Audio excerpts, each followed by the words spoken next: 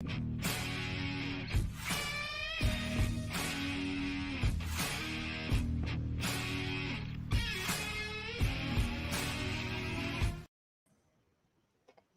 evening, everyone. Welcome, Hawks fans. As the preseason excitement reaches its peak, we thought we'd jump onto a live stream tonight to discuss how everything is travelling so far in 2024 for our great club. So welcome to Talking Hawks, where we connect Hawthorn fans from all around the world. My name is Lauren. We've got Tim here tonight to answer all your burning questions about everything and anything Hawthorn related. So please leave any statements or questions you have in the chat and we'll make sure to get to those. While we're waiting for everyone to roll in, make sure to subscribe, hit the bell so you don't miss any exciting content we've got coming up as we get closer to our first game of the men's home and away season. So, Tim, you've been doing some great work, track watching. You've been down at a lot of the boys' training sessions and dropped quite a few great podcasts interviewing some of the players, which have given me a lot of great insights. I'm sure a lot of the viewers here too agree. Definitely a lot to be excited about.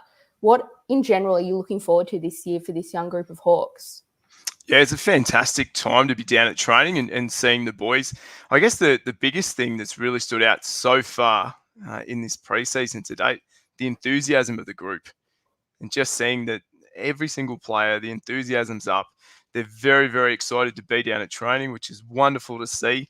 The connection between the players, that's obviously something that's going to continue to grow because we know we have such a young squad in terms of that. And then seeing just the physical development of some of the players that we have. I mean, if you have a look at Cam McKenzie, for example, Frenchie's shoulders are incredibly wide now. He's built on his aerobic capacity as well. So lots and lots of positives. It's a wonderful time to be down at training. I've had the opportunity to be down there. As you said, I've had the opportunity to interview a few of the players. I think we've had 4 player interviews so far this preseason. We also had Brett Ratton, who's come across as the head of coaching and football development. He's come across, and so he came onto the podcast as well, which is absolutely wonderful. So I've been very lucky to have the support of the Hawthorn Football Club in terms of allowing us access into that inner sanctum and to be able to show us, I guess, what's going on behind the scenes at our great club that we absolutely love, and being able to see that journey as we rise up the ladder towards greatness again. Yeah, definitely. I think one of our commenters here has left a great initial starting point for this chat tonight with Andy Collins' video dropping yesterday about all of how our draft picks are going. I think that's where everyone is keen to hear about how they're developing, how they're going to fit into our side next year and for years to come. Let's start with Watson. I think there's a lot of hype around him. How's he going? Is he going to play round 1? What have you seen so far? Yeah, Nick Watson, what an absolute freak he is in terms of what he's able to do. So being down at training, it was interesting seeing his size. Obviously, he's standing at sort of 170 odd centimeters. He really stands out, I guess, in terms of how short he is compared to some of the other players. And, we might think that Jack O'Sullivan and Josh Bennett, who we drafted at the end of 2022, were short in terms of their stature. But when you compare them to the Wiz, they look like absolute giants. But what he lacks in terms of his height, he certainly makes up for in terms of his endeavour around the ball and just the X factor he has. He's able to do some amazing things. The very first training session after he was drafted, he was down with the boys who'd been drafted. All of them were down there except for Will McCabe, who was staying in South Australia at that time and hadn't quite come across. And I still remember that he tried to tackle John Newcomb 4 times and he bounced off like a pinball and literally bounced straight back up to his feet and went again and went again and went again. And that was something that some fans were talking about was the Wiz going to be able to offer that manic pressure that we really, really miss since the days of Cyril and Paul Puopolo. And yeah, definitely. If we're able to see that from him come this year, we are going to be absolutely fascinated in terms of what we can see him doing on a weekly basis. So is he there for round 1? Well, I guess the conundrum is how do you fit all the smalls in? But based on what we've seen to date so far, if I had a fantasy football team in terms of AFL fantasy or Herald Sun fantasy footy, I would be putting the Wiz in my starting 22 for sure, because I think Sam absolutely loves him. Hearing Colo talk about him the other day, Colo absolutely loves him. And there was a piece from about, I think it was last Monday at training, where the Wiz was lined up on James Blank. So the Wiz was starting off as a full forward on James Blank, and there was about 60 or 70 metres of space, and they just left it open for him. And it was certainly a great watch in terms of that. We've also seen as well, there's been times where the Wiz has got off the chain during some of the little match simulation scratch matches that we've had. And Blake Hardwick, who's been thrown forward, has been put back just to try and put the callers on him. So in terms of the Wiz, absolutely fantastic. I'm very glad that the club picked him up with our first draft pick. And I think he's going to be exciting Hawthorn fans, not only for this upcoming season, but hopefully for decades to come. Yes, exciting Hawthorn fans and frustrating opposition fans is definitely something I'm so excited to see from him.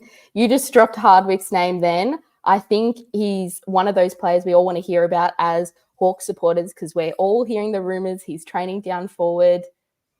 Is he going to be a forward next year? How's he training? Is he doing well down there? Do we need him down back anymore? There's so many questions about that move.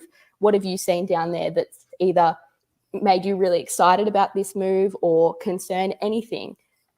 Yeah, Blake Hardwick's leading patterns are second to none. When he was drafted, he, at the time, I believe, was the leading goal scorer in the TAC Cup. And that was in a crop where you had Charlie Curnow as well. So for Dimmer to be the leading goal kicker at the time, certainly a huge feat. And from when he came on the Talking Halks podcast last year, he said the only reason he was thrown back is because Clarko wanted to get him into the side and said to him, unfortunately, you're not going to get ahead of Poppy. You won't get ahead of Cyril and you won't get ahead of Punky. So the only option we really have is to throw you down back. And since he went down back, he's been an absolute stalwart of the footy club. And we know what he's like in terms of his defensive prowess. And incredibly underrated by everyone who doesn't follow the brown and gold. And then seeing him at the first training session this year where he went forward, and after training, I had a chance to speak to him, and I said, what's the go? Are we training forward? He said, yeah, it looks like that's what we're going to be doing this year. So Sam really wants that versatility, knows that obviously he's got something that in terms of the forward line he'll be able to do. And the leading patterns he has, he's great on the lead. He's got great hands in terms of his marking. But I think it's what he can do with the ball 60, 70, 80 metres out, because we know he's got those low penetrative kicks. And if he can hit a Mitch Lewis or a Mabior Chol or a Max Ramsden, who might even get a game here or there this year, as supporters, we're going to be sitting there licking our lips going, why haven't we played Dimmer as a forward all this time? But I guess then you also have the conundrum, are you robbing Peter to pay Paul? Yeah, so that's the in main terms question. of that, it's going to be interesting. But we have drafted someone who I think has a lot of makings and similarities to Blake Hardwick, and that's Bodie Ryan. And he's one that when he was drafted, we got him in pick 46. And I guess people were trying to work out why have we got him if we've already got Blake Hardwick. But if we're going to see Blake Hardwick as a forward, I think Bodie Ryan could be a chance at some stage this year to get a debut. And he's looked absolutely tremendous at training. He hasn't looked like he's been overawed, holding his own against some veterans as well. So I think in terms of Dimmer, will we see him forward? Well, last week on Thursday, we had AFL umpires down to do the umpiring in terms of the scratch match simulation that we had, where there was sort of 6 quarters, and Blake Hardwick was forward for 4 of them. So I think there is a very good chance that we'll see Dimmer forward at some stage. Will it be all season? Probably not. There'll probably be times where we will need to roll him back down as a defender, where we know that he is faultless in terms of his preparation and what he does. But yeah, I'm really looking forward to seeing Dimmer in that forward line. Yeah, I was kind of hesitant when I first heard those rumours. I was like, are we sure? He's one of the best small defenders in the league. And do we really need another small forward? We just got 2. We got Watson and we got Ginnivan. Did we need another? But when I saw him just tearing it up, like down at the training session, I was like, well, I'm never can doubt Sam Mitchell ever again, because he always proves me wrong. No matter what I think, it's always his way, and I can see it as soon as it comes to fruition. It's really great.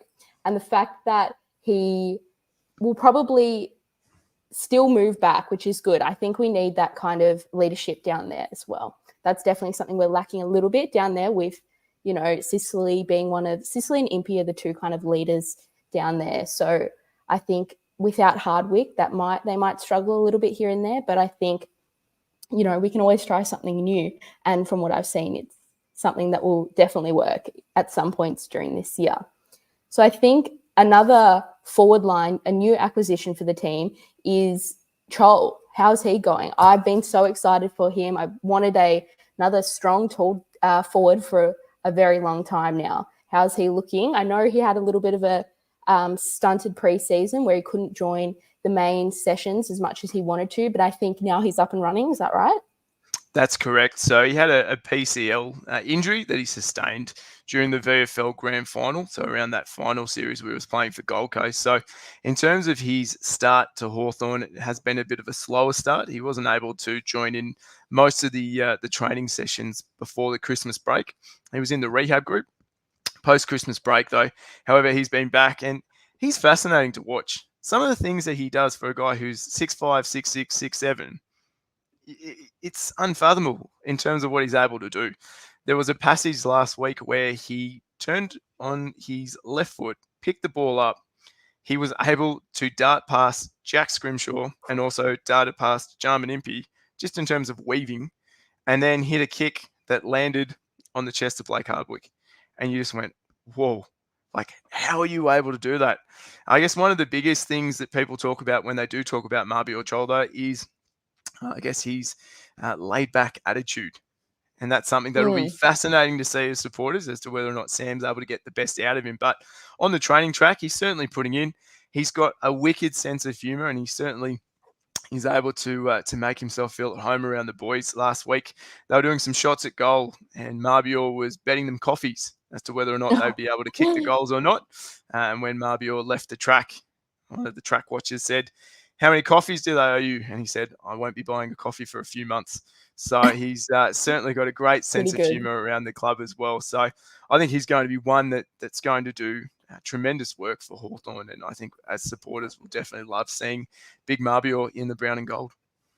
Yeah, I think if he's on this year, can get as many games as possible, 20 plus games, and he can kick, average 2 goals a game, I think that could really change this team around and start heading towards that competing for finals areas.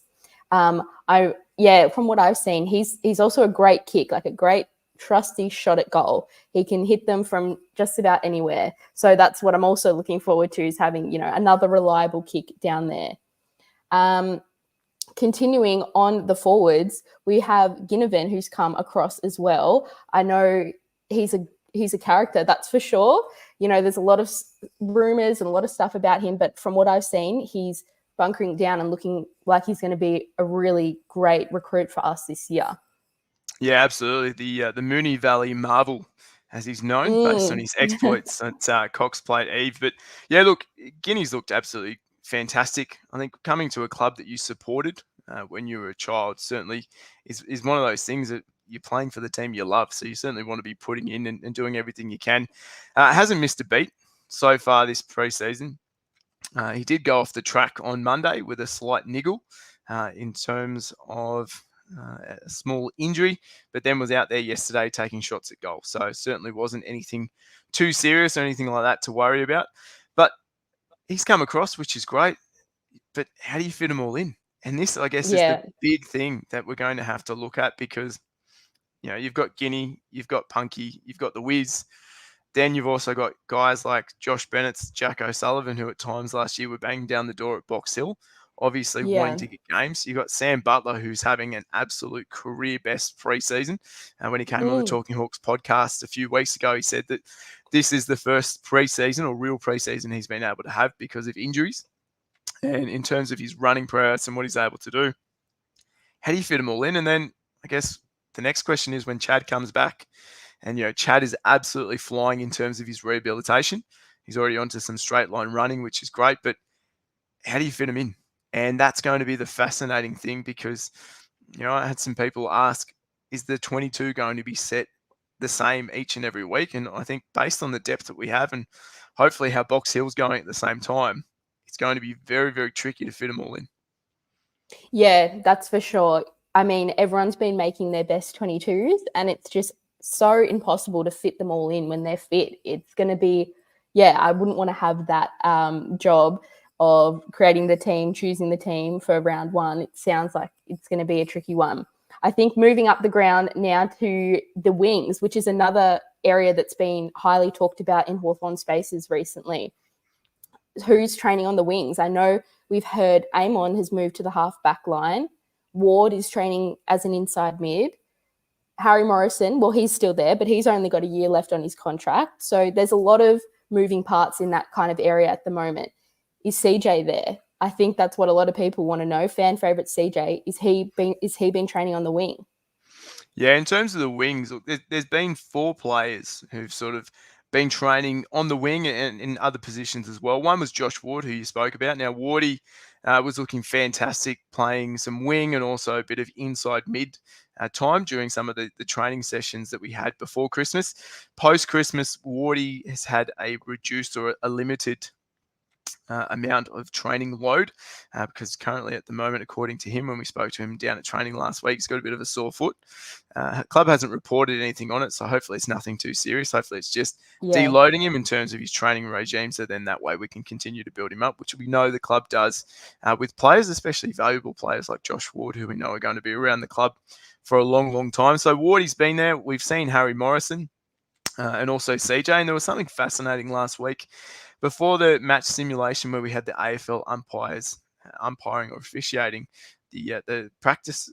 We had CJ and Harry Morrison on the wing and then rotating into the centre bounce, which was mind-blowing in terms of that. And I know last year there was some talk when I spoke to David Hale and he came on the podcast that we wanted to see CJ getting up onto a wing because of his pace and what he's able to add, which is absolutely fantastic. So seeing CJ on the wing this year is something that I think we can become accustomed to seeing as Hawthorn supporters. Harry Morrison, we know, has been around the club now for, I think this is his 8th season that he's about to start. And in terms of that, he's a real workhorse. We saw in that Collingwood game last year where he kicked those 2 crucial goals, and he does a tremendous job in terms of that. And the other one has been knocking the door down in terms of hopefully securing a position for round 1 is Massimo D'Ambrosio, who we picked up from Essendon. Now, Mass came in as a mid-season draft pick at the same time when Max Ramsden came in. So he's been in the system for a year and a half. So this is his second real preseason, but his left foot kick is something like Brent Werer's. So in terms of watching it as a supporter, if we get to see Massimo hitting targets, and there was one where he hit Mabior Chol with a beautiful lace-out pass, about a 45-metre pass that he kicked and literally hit Mabior lace-out. And as a supporter, if we saw that week in and week out, boy, oh boy, it will be fascinating. So I think in terms of the wings, there's been some great things that we've seen. Also, Sammy Butler rolled up onto a wing during some of the match simulation as well. And I saw him before in the comments, people asking, will we see some midfield time for Butsy? When we spoke to him on the podcast, Butsy said he probably won't be spending some time in the midfield. However, we may see him rolling up at that high half forward and possibly even up onto a wing as well. Yeah, I think that question of who of the small forwards is going to get midfield time this year is definitely been something that's been on my mind for a while. I think especially with the unfortunate injury to Will Day, which we don't know what's happening yet, whether he'll be back for that round 1, our first game, or whether it might be a few weeks in. We're not sure yet. But if he does miss a few games, who's going to move up? I know people have been talking about wanting Connor McDonald to get some minutes, wanting Ward. Well, now we're hearing him train as an inside mid, so that's looking likely. Dylan Moore did some great work in there back in 2022. Is he going to get some time? What have you seen down there that's giving you any clues to who's going to be getting some more midfield time this year?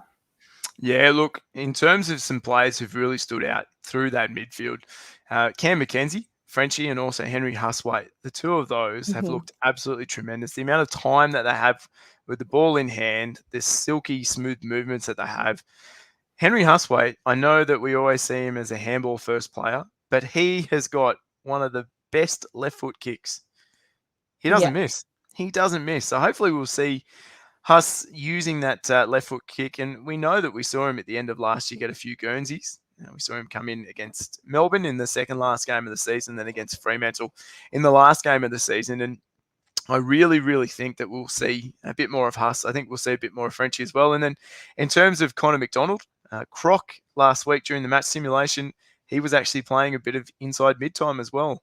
And I think with Josh Ward not being able to be out on the park last week during that match simulation, it gave Connor McDonald a chance to move in. Now, Connor McDonald last year really only had one full opportunity to play as that inside mid, and that's when he went back to Box Hill. He got 35 or 36 touches when Box Hill played against Casey down in Wonthaggi, and then he was straight back into the seniors. And you saw what he was able to do that day for Box Hill. And I think if we're able to see Connor McDonald get a bit more of that midfield time going through, he's deadly in terms of what he's able to do. And we know that that's where he plied his trade during his under-18 year. Yeah, I think the way that can just level up his game so much more, even if he gets, to a handful of centre bounces per game, just slowly giving him some experience in there will really be able to help his game and also help the team. Try and get a few of these new guys in, because we know we have a great midfield now. Day, Warple, Newcomb, all of those guys. Nash, of course, can't forget him.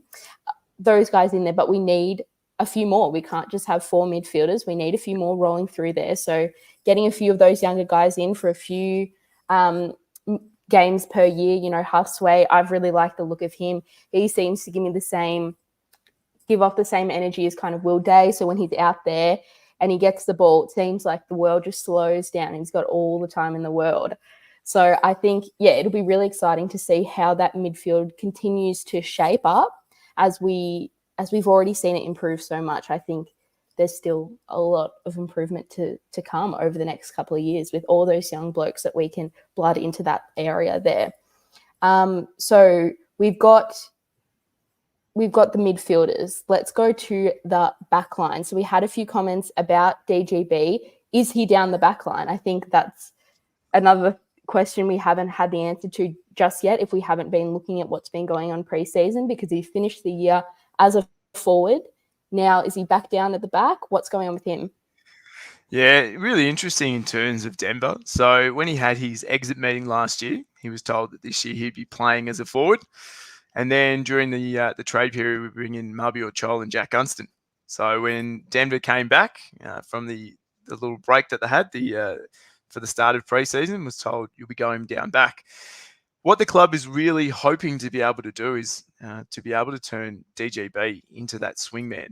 And when we had Brett Ratton come on to the podcast, Bratz was talking about DGB and hopefully being able to see him play his trade at both ends, because what he was able to do in that second last game against Melbourne in that first half, before he unfortunately copped a knock to his calf muscle, he was actually taking Jake Lever and also Stephen May, and he was halving contests and winning contests against them, which we know is not an easy thing to do against two guys who not only are premiership players, but also have been all Australians at the same time.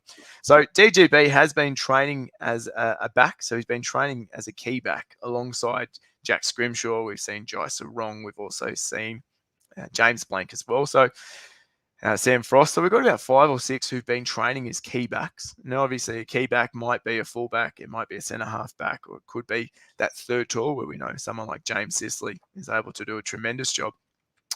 DGB, however, while he's been down back, people always knock him in terms of sometimes, I guess, his commitment and his attitude and things like that. When that club came back on the 10th of January, so the first training session back post-Christmas, they did the 1 kilometre time trials, and DGB in terms of that was in the slower group, and he was at the back with Clay Tucker. Now, as supporters sit there and go, well, that's not fantastic. That's not what we want to see. He's been able to be in the system for a few years now. He should be doing better. But what I can tell you is post-training that afternoon, DGB was at a local park running laps. You cannot knock and you cannot fault him in terms of his effort and his preparation and what he's doing to be able to try and get the best out of him. In terms of, has he added some size? He has added some size. So he's a bit more muscular in terms of what he has been. But I think in terms of DGB, what we're going to hopefully be able to see this year is him step up, either playing as that key back or coming in and playing as a key tall if we need him to do that. Yeah, I think there's been a lot of pressure on DGB, and I think we're going to see this year, the first half of this year, I think, is where we're going to really know the answers, because he is out of contract at the end of this year. So he does have to prove himself at some point this year to so the club can offer him that contract. We want to see him showing what we saw in that first few games that he played, what he can do, what he can add to this side. So hopefully he can find out what his preferred position on the ground is, whether that's forward or back. Hopefully the club has got a plan for him, which it sounds like they definitely do. So I'm excited to see how that transition more towards the back line now is going to go, and see how he goes at Box Hill, which I'm sure he'll maybe start there for the start of this year. But yeah, I'm interested to see how that development goes, because he's got everything he needs. He just needs to put it all together.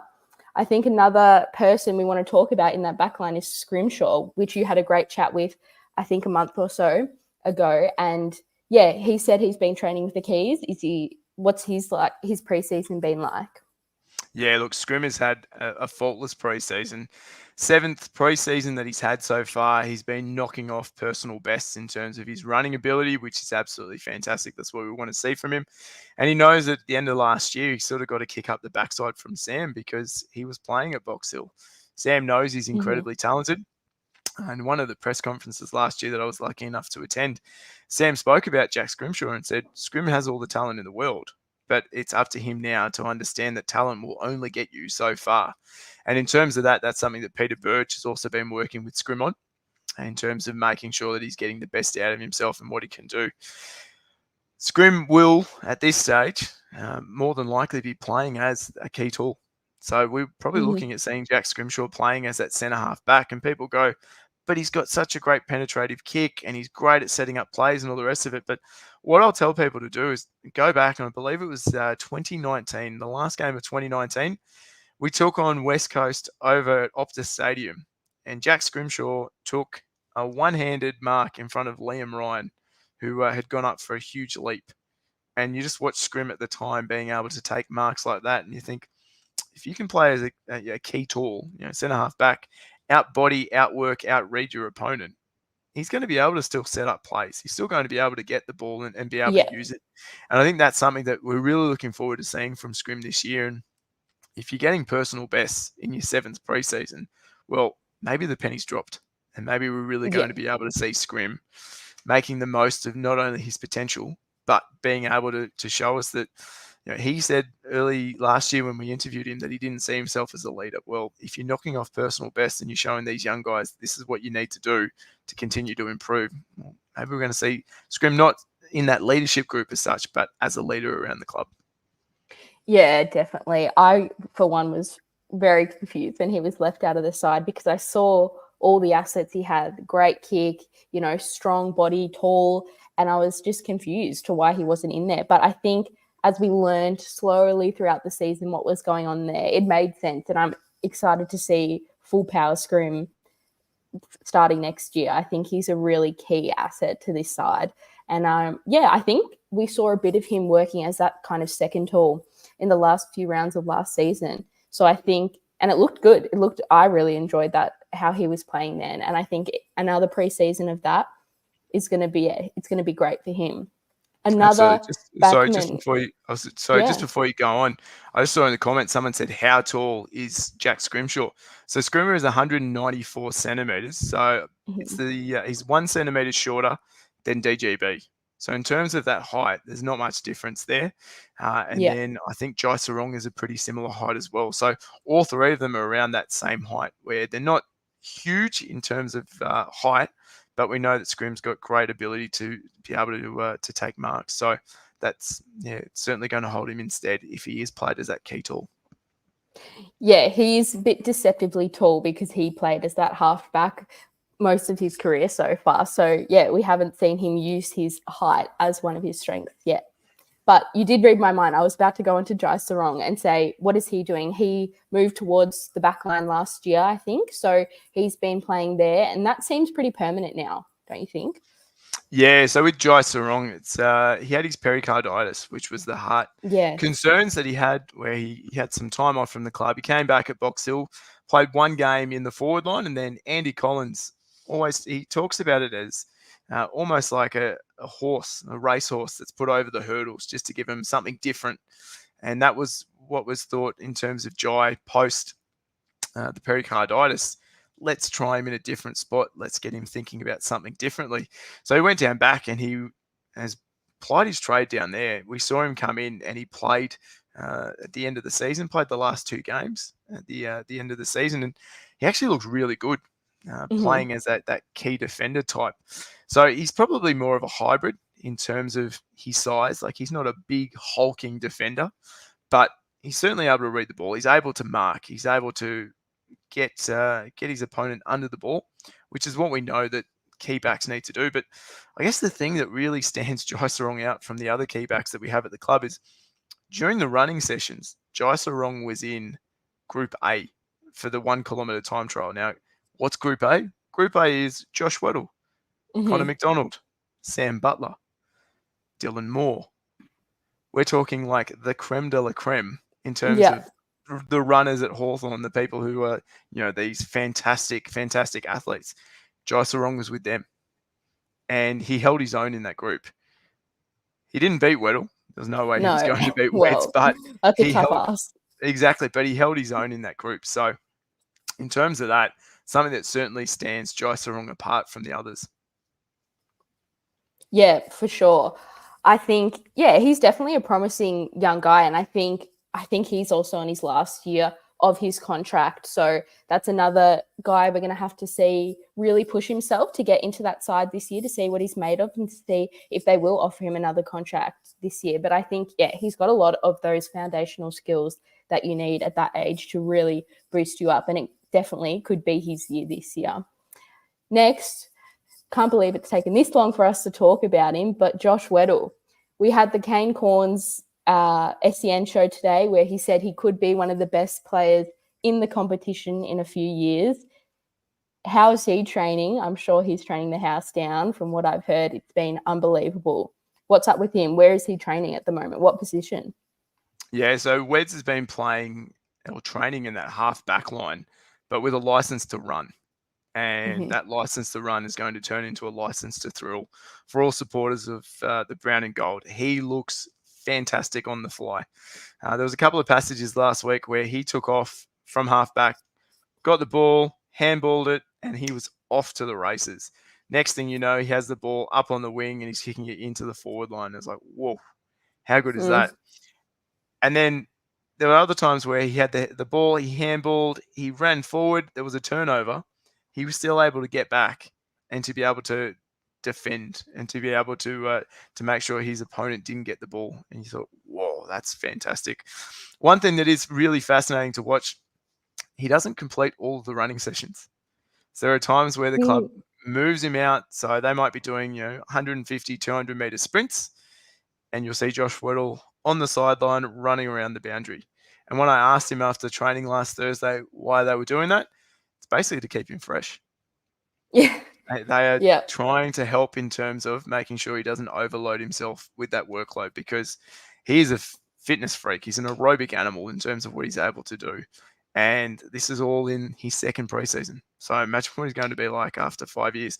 The one thing that I would love to see announced by Hawthorn before round 1, however, is a contract extension, because we still haven't seen that contract extension. He's only got the 2 years. Last year was year 1, this year being year 2. He's been given the number 23, which he did a presentation to Sam Mitchell about getting that number 23, which I think shows that commitment to the cause and that commitment to the club and wanting to be able to make the most of that number. But I'd love to see a contract extension for him announced before round 1, because if that's the case, I can see Hawthorn's membership, which was at 50,000 at Christmas time, almost doubling to 100,000 if we could get that announced before round 1. Yeah, I think, is he moving up to that wing? So we've just seen him off the halfback. We haven't seen him on the wing yet. Is that what's happened? Yeah, no. So we haven't seen him played on a wing during the scratch matches. However, at times he will pop up on a wing and he'll pop up in a half forward position, because he literally has a license to run. Once the ball is gone from his area, he's on his bike, because his opponent can't keep up with him. And all of a sudden it gives him that extra number, that extra advantage going forward. So I think over time we'll probably see him go into a wing. We'll probably even see him at times going into a centre bounce. But I think being his second year, it's about making sure he understands what's going on in terms of structure, in terms of his position and play. But yeah, definitely one who's going to excite all Hawthorn supporters, hopefully for all 23 rounds this year that he plays. Yeah, definitely. And I think we will finish off with one of our last questions here about one of my favourite players, Gunston. I mean, when I heard he was coming back, it was the best news I'd heard all year, just about. How is he looking? Has he been doing full training? We know he's a little bit older. He might not be in all of that at the moment. How's he looking? Yeah, Gunners is quite interesting. He's been in that rehab group for a long time. At times, there's just been him and Shamus Mitchell, in that rehab group with Chad. But we did see Gunners last week where he played 3 quarters during that scratch match, and it was the first time he's had any contact work whatsoever. Wow. And he looked like the Jack Gunston of old. Oh, he was beautiful. able to get the ball in that forward line and make something of it by being able to bring other players into the game. And you think that's what he's there for. Luke Bruce spoke about, Gunners went away. He went away. He had an opportunity to try something different. He's now come back home to Hawthorn, where he's a much loved and much revered figure around the club. I think what we see from Jack Gunston on the field this year will be great, but I think what we see from Jack Gunston off the field this year will be even better, because we'll have some of those younger players like the Maxi Ramsdens who'll be under his tutelage. Now, Max Ramsden has been faultless during this preseason. He's been doing some great things, and I think Max Ramsden over time will probably end up playing sort of maybe that third tall role, similar to what Jack Gunston has played for the majority of his career. But yeah, I certainly think if we can see Gunners get a few games this year, it'll be fantastic. Will he play all 23 games? No, I don't think we'll see that from Jack. I think if we see 10, 11, 12 games, fantastic. But I think what he's able to bring off the ground with those young players we have is going to be tremendous, especially around the club. Yeah, just quickly before we go, the other youngster we didn't mention is Cal Shadir. How's he going? I think he's really impressed me so far. We heard the chat with Andy Collins today saying how he really only started on focusing on footy when he was 18. So to see how quickly he's developed, and you can see little inklings of some amazing footy IQ there. It's really, really exciting to see how he's been progressing. What have you seen at the track? Yeah, Calsh is fascinating in terms of, I guess, his development. He didn't take footy seriously until the unfortunate passing of his dad, Paul Deere. And then since then, he's really sort of taken the game by the scruff of the neck. He's very raw in terms of training. When you watch him in terms of fitness, he's building his tank. He's not one of those players that comes in as an 18, 19-year-old who's got an aerobic tank already. He's building towards that. But he's able to take some really impressive marks where you look at him and go, wow, imagine what you're going to be able to do with another year, 2, 3 years in the gym. I think he's one of those project players, as they like to say. I don't think he's going to feature this year for Hawthorn. I don't think he'll get a game. I think he'll play his trade at Box Hill. But I think with the likes of Andy Collins, who are down at Box Hill, Zane Littlejohn, who's the coach of Box Hill, with people like that around, I think we're only going to see Cal Shadir get better and better and better as his time goes on at the Hawthorn Footy Club. So I don't think we'll see him get a game this year. I think out of the 4 draftees that we have, I think the 2 most likely are going to be the Wiz in round 1 and probably Bodie Ryan somewhere around middle of the year, similar to maybe what we saw in terms of Max Ramsden and Josh Weddle getting their debuts last year, sort of around that round 9, round 10. Yeah, awesome. Yeah, all the youngsters have just been so exciting hearing all about them. So give a watch to the Andy Collins video if anyone in the chat hasn't. That's really hyped me up for how amazing these kids are going to be in the next few years. But I think that is it for us tonight. So thanks for joining us and asking some great questions. Make sure to click subscribe so you don't miss any upcoming content we have here on YouTube as we ramp up to the end of preseason and the start of the home and away season. You'll find the Talking Halks podcast on all of your usual podcasting platforms, where you'll be able to listen to all the current and future interviews Tim has done with some of the players over the preseason. I think there is one in the works that is very exciting. A lot of you guys will love it, I'm sure. So keep an eye out for that. That's coming very soon. Don't forget to follow Talking Halks on Facebook, Twitter, and Instagram. There'll be plenty of great Hawthorn content to come from us in 2024. So we hope to chat to you all soon. Have a great week, guys. And as usual, go Hawks.